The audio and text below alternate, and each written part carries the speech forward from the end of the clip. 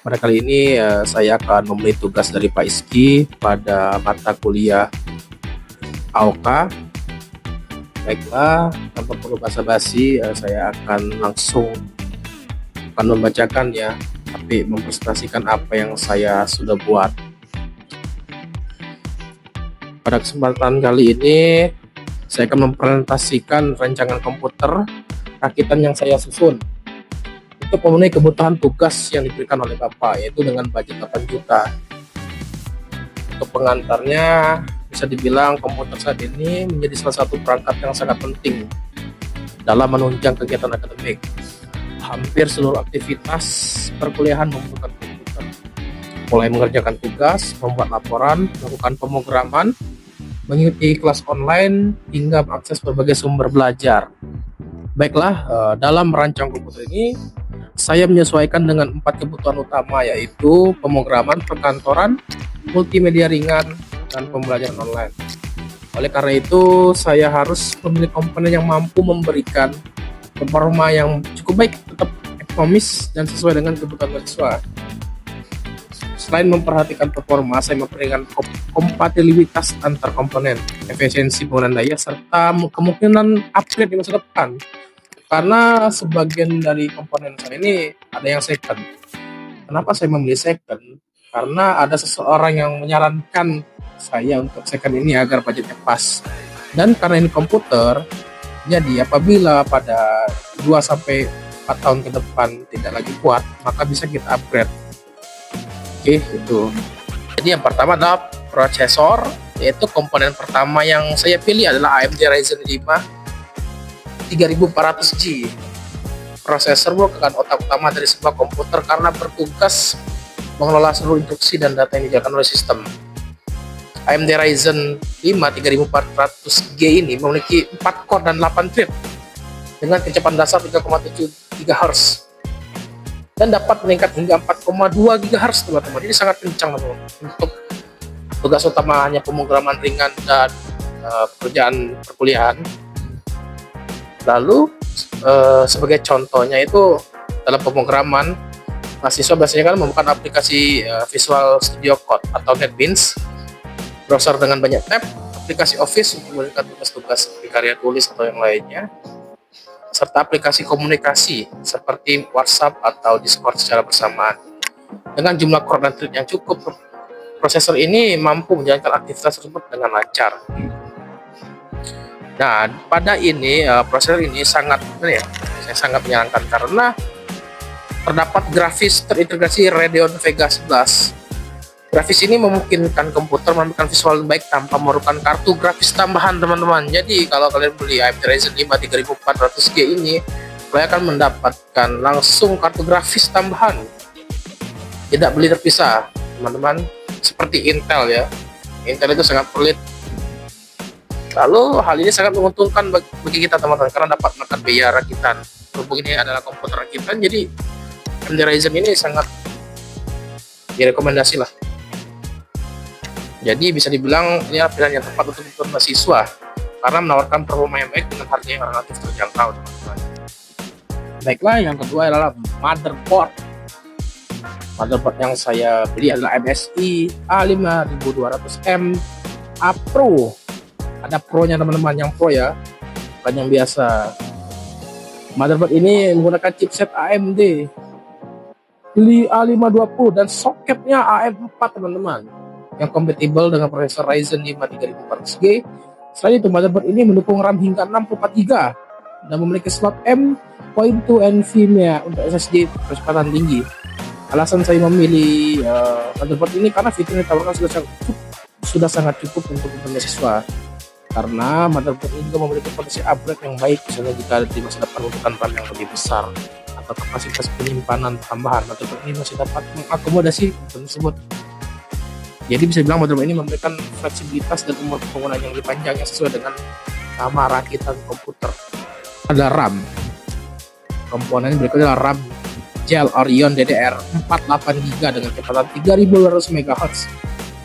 Bisa dibilang RAM ini berfungsi sebagai tempat penyimpanan penyimpanan sementara data yang digunakan oleh sistem. Semakin besar kapasitas sistem, maka semakin banyak aplikasi yang dapat dijalankan secara bersamaan. kapasitas 8 GB ini masih sangat cukup untuk mahasiswa, karena mahasiswa nih kalau bekerja gak mungkin ada gamenya yang berat. Jadi penggunaan tuh paling aplikasi Office, browser, sama aplikasi meeting online. Atau orang IT sih bisa digabung dengan NetBeans atau Visual Code atau gimana gitu. Jadi untuk 8 GB tuh udah lebih dari cukup teman-teman. Karena di tugas yang dikasih Bapak itu gak ada yang namanya game berat. Lalu kecepatan RAM ini sebesar 3200 MHz yang membantu meningkatkan kinerja prosesor sehingga sistem terasa lebih responsif. Penggunaan RAM DDR4 membuat komputer tetap relevan dengan standar teknologi yang digunakan saat ini. Lalu selanjutnya adalah SSD. Saya menggunakan merek Kingston NV1 NVMe SSD 500 GB. 500 GB ini sudah sangat cukup teman-teman. Emangnya 1 tera kan menyimpan apa sebagai mahasiswa? Untuk satu dokumen karya tulis aja tuh nggak sampai 100 MB teman-teman. Jadi bisa dibilang 500 GB ini sudah sangat cukup. Dalam SSD ini bisa dibilang sudah sangat cepat untuk melakukan transfer data atau menerima data untuk Kingston ini. Jadi Kingston ini udah lama teman-teman hadir ya, rilis di dunia ini. Jadi jangan diragukan lagi ya Kingston. Lalu yang paling penting nih power supply dan casing. Nggak mungkin nggak ada power supply. Power supply digunakan adalah Deepcool PV450 dengan daya 450 watt. Ini sudah sangat besar 450 watt ya. Power supply memiliki fungsi untuk menyuplai listrik ke seluruh komponen. Oleh karena itu pemilihan power supply yang saya pilih ini sangat berkualitas ya, sangat penting dan harganya juga terjangkau. Deepcool PF450 memiliki sertifikasi 80+ yang menunjukkan efisiensi penggunaan daya yang baik. Selain itu, tersedia dengan fitur perlindungan untuk menjaga komponen dari kerusakan akibat listrik, teman-teman.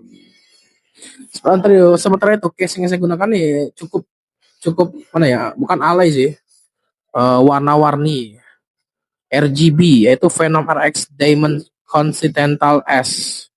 Jadi warnanya kayak Venom gitu. Warna-warni, tapi Venom versi warna-warni, ada lampu-lampunya gitu. Selain berfungsi sebagai tempat seluruh komponen komputer, casing juga berperan dalam menjaga sirkulasi udara agar komputer tetap stabil, teman-teman. Casing ini memiliki bisa dibilang desain modern dengan panel tempered glass sehingga memberikan tampilan yang menarik. Jadi kombinasi casing dan power supply yang tepat, komputer dapat bekerja lebih aman dan nyaman yang digunakan dalam jangka panjang. Baiklah, selanjutnya saya akan membahas monitor. Monitor yang dipilih adalah Hikvision 22 inch Full HD IPS 100 Hz. Monitor merupakan perangkat yang digunakan setiap hari oleh mahasiswa, yaitu untuk menampilkan apa yang telah kita rakit ya teman-teman. Karena saya memiliki Hikvision 22 inch dan resolusi Full HD, menghasilkan tampilan yang tajam sehingga memudahkan pengguna membaca kode program, mengedit dokumen, maupun melihat detail presentasi. Panel IPS memberikan kualitas warna yang lebih baik dan sudut pandang yang luas. Selain itu, refresh rate 100 Hz membuat pergerakan tampilan terasa lebih halus dibandingkan monitor standar. Lalu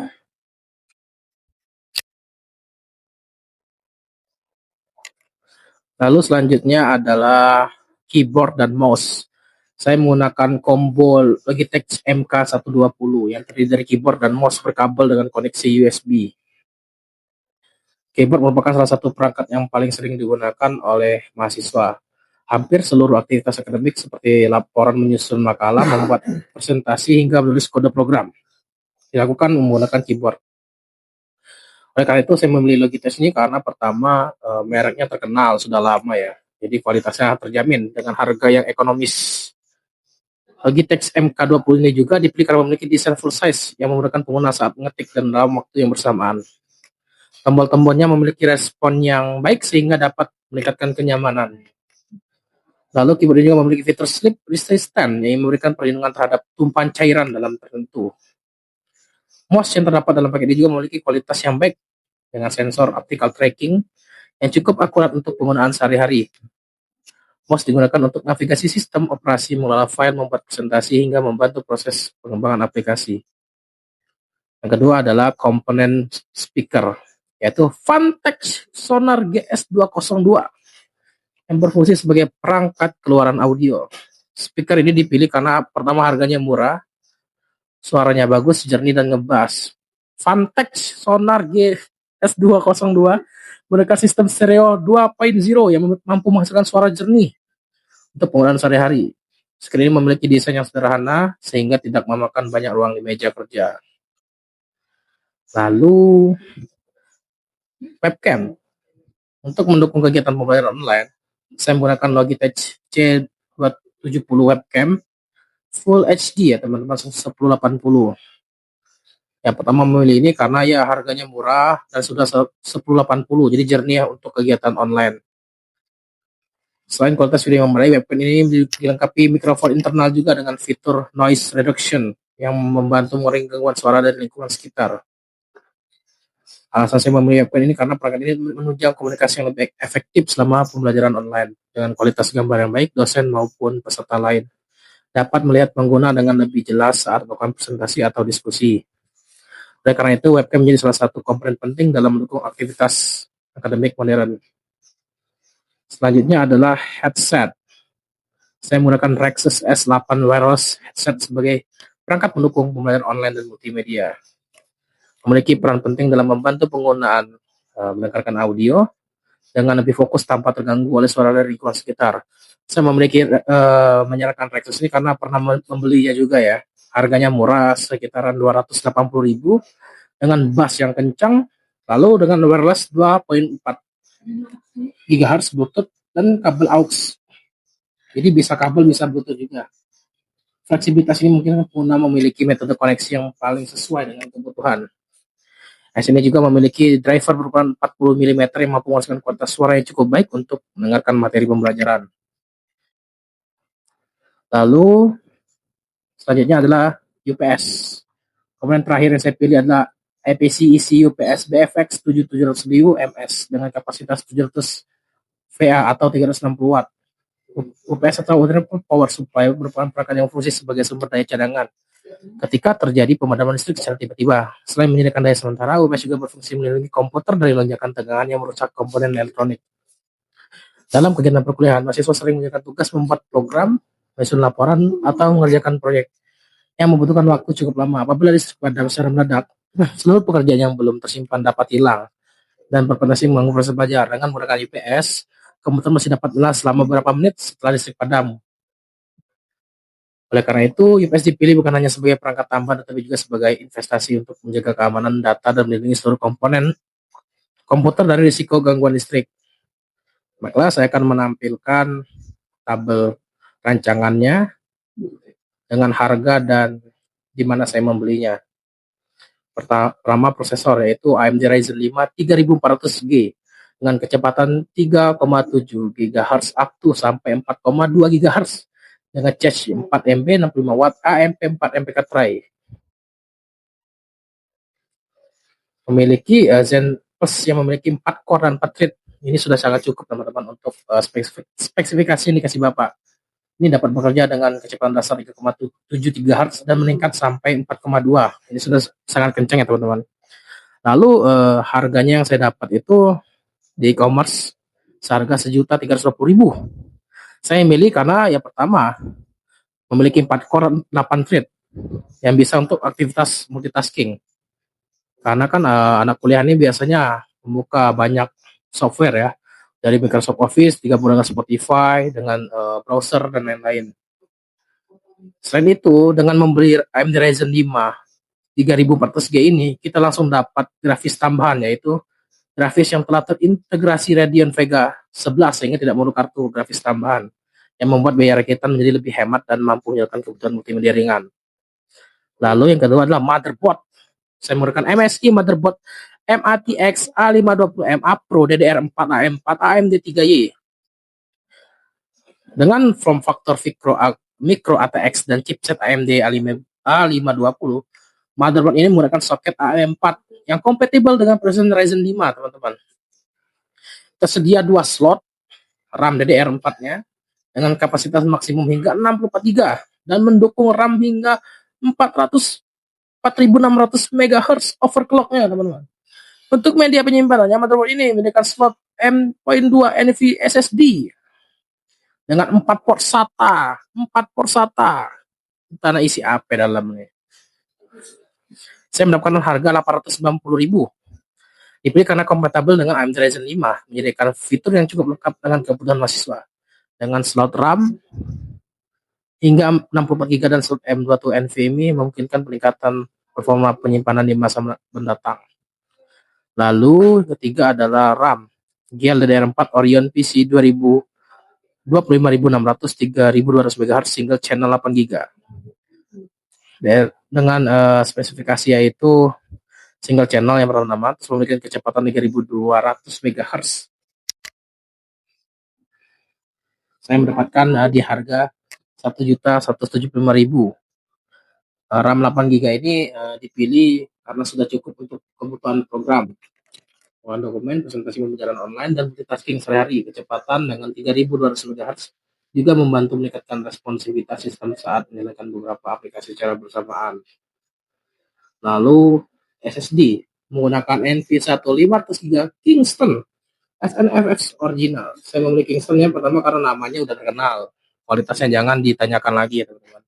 Sangat kencang lah pokoknya nih SSD-nya dalam proses pemindahan data atau menerima data. Dengan harga 800.000 kita sudah mendapatkan ini. Dipilih karena memiliki kecepatan dan tulis yang tinggi sehingga mempercepat proses booting sistem operasi, buka aplikasi, mengakses file kapasitas 500GB yang cukup untuk menyimpan sistem operasi, software pemrograman, dokumen, materi pembelajaran serta file multimedia ringan. Lalu power supply saya menggunakan Deepcool PF450 45 watt 80 plus flat cable. Ini bisa dibilang menggunakan kabel tipe flat cable sehingga menggunakan pengelolaan kabel di dalam casing. Selain itu juga perangkat ini dilengkapi berbagai fitur perlindungan seperti OEV, Over Voltage Protection, dan OPPP, Over Power Protection, dan SCV, Short Circuit Protection. Dengan harga 445.000, Anda bisa mencarinya di Shopee. Lalu selanjutnya adalah casing. Menggunakan Phenom RX Diamond Continental S6 Gaming Case Tempered Glass MATX. Sesuai dengan namanya, saya memilih tema Phenom, tapi Phenomnya beda. Ada RGB-nya teman-teman. Pokoknya casing gaming lah intinya. Dengan harga 420.000, casing ini bisa mendukung motherboard ya berukuran micro ATX sesuai dengan motherboard tadi. Jadi sudah kompatibel. Lalu monitor. Saya menggunakan monitor Hikvision 22 inch LED FHD IPS 100Hz frameless audio. Saya memilih karena pertama dia udah full HD ya teman-teman, dengan bantuan IPS full HD 100Hz yang bisa dibilang tajam dan jelas untuk monitornya. Dengan harga 918.000. Oke. Bisa dibilang dengan ada panel IPS menghasilkan warna yang lebih baik dan sudut pandang yang luas dengan refresh rate 100 GHz memberikan pengalaman visual yang lebih nyaman teman-teman. Oh, panas deh. Lagi. Ada.